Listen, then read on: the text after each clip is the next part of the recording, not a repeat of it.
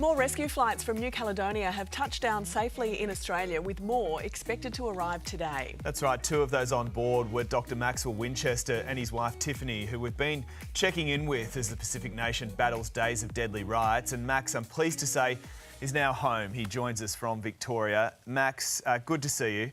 No doubt it feels amazing to be back.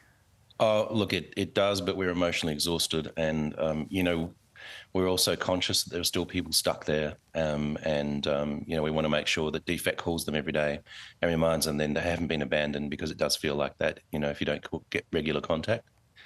But for us, yes, our story's done and we're here, and now we have to process it and deal with the emotional consequences of what we've been through.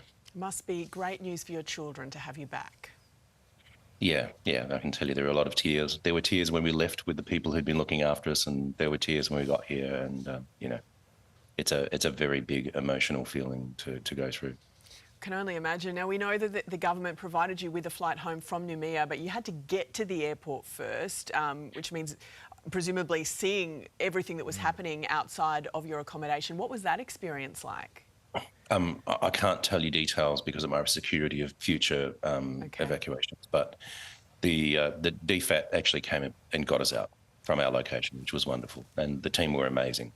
Look, it got a little bit scary at one point, but largely we got through without a problem. And we got to the airport and got on a Hercules and got home all in one day.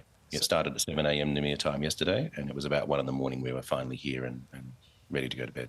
Wow. So Max, given those dealings with DFAT, how do you think the government as a whole handled this situation? Look, initially, I don't think anyone's going to say it was great. We were abandoned, there's no doubt.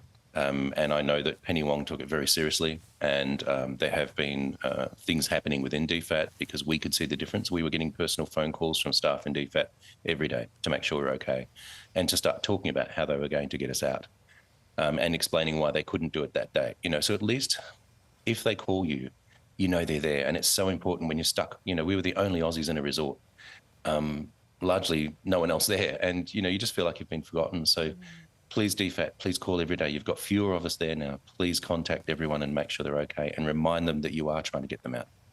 Well, I think, part of that action would have been from yourself and your wife raising the issue and speaking out so that the rest of the country knew what was going on. So thank you so much for speaking to us throughout your ordeal, and we're glad you're home safe and thinking of all the other families who are stuck there.